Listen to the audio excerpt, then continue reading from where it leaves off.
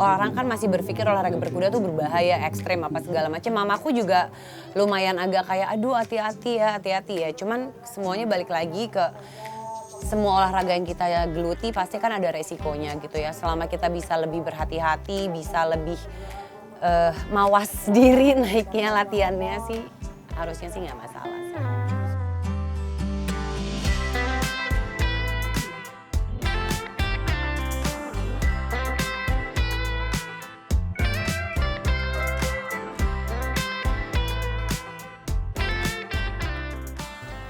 Oke, kebetulan minggu ini aku lagi bikin event berkuda namanya Jugo Next Adventure atau biasa orang tuh nyebutnya DNA. Jadi ini memang acara annual yang aku bikin setiap tahun. Konsep pertamanya sebenarnya lebih ke pertandingan pembinaan untuk beginners yang baru mulai olahraga berkuda, anak-anak yang baru mulai berkuda. Karena kan kalau event-event untuk professional rider, untuk yang lebih experience tuh udah lebih sering gitu. Nah jadi aku sekarang membuat pertandingan yang fungsinya itu lebih untuk pembinaan buat yang baru-baru. Pertama kali itu aku bikin series, jadi setahun ada 3 series. Cuman karena sekarang aku udah lumayan sibuk, banyak waktunya nggak sempet, jadi akhirnya udah 4 tahun ini aku bikinnya setahun sekali gitu. Cuman waktu itu kan kepentok juga lagi ada pandemi, jadi juga nggak boleh, izin keramaian juga nggak ada. Jadi ya 2 tahun kita postpone nggak bikin event, nah setelah udah 2 tahun ini kita mulai bikin event lagi.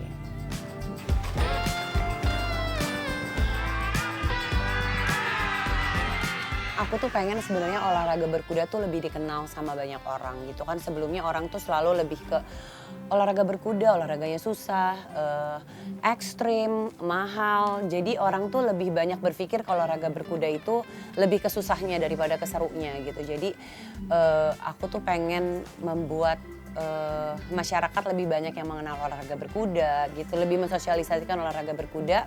Makanya aku bikin event ini. Yang pasti kelas-kelas untuk pemula. Yang pertama untuk dressage atau tunggang serasinya itu hanya ada walk trot dan juga preliminary. Itu adalah kayak kelas-kelas yang memang kalau beginners tuh mulainya untuk dressage dari kelas-kelas itu. Jadi hanya 2 kelas itu aja yang diperlombakan.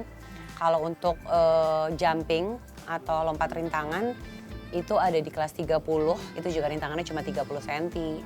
Ada 50, 70, ada 80 dan ada 1 meter dan 1,5 meter.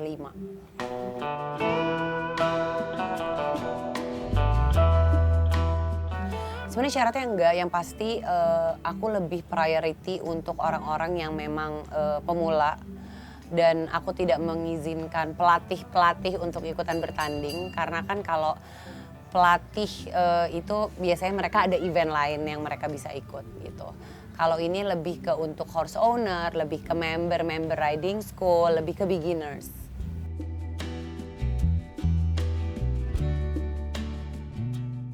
Aku tuh naik kuda sebenarnya dari kecil, tapi yang beneran aku serius tahun 99, 2000 kali ya. Yang aku udah mulai beneran serius nekunin berkuda gitu. Dari tahun 99, 2000 lah sampai sekarang. Mental. Karena nggak semua orang berani untuk dealing sama binatang kalau menurut aku ya. Hanya ada beberapa orang yang memang berani dealing sama hewan, apalagi kuda binatangnya lumayan besar apa segala macam, paling itu sih.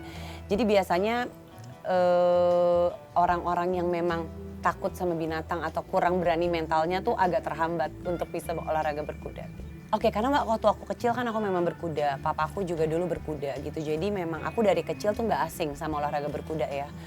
Jadi buat aku dan aku juga memang orang yang seneng binatang.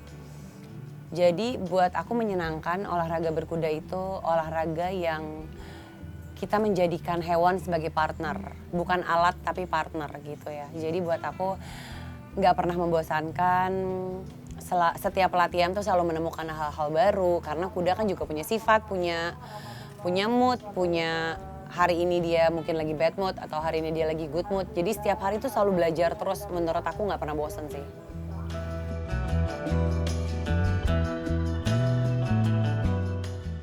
Anak-anak aku udah mulai latihan, tapi karena mereka kan juga masih umur 5,5 tahun sama 3,5. Jadi ya mereka masih pony ride aja, masih dituntun, belum aku izinin yang emang sebenarnya kalau untuk proper lesson itu baru bisa itu di umur 6, 7 tahun.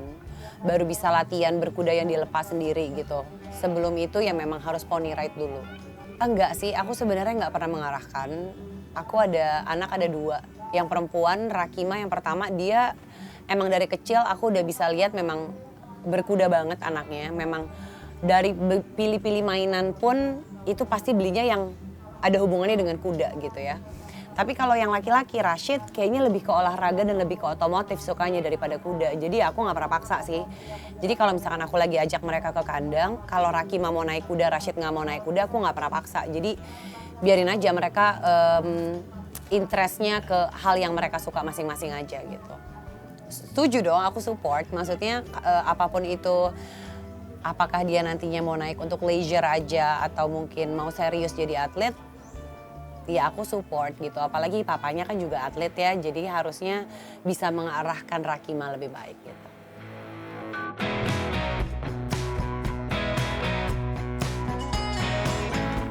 Kalau menurut aku coba search di mana stable atau tempat yang bisa sekolah berkuda.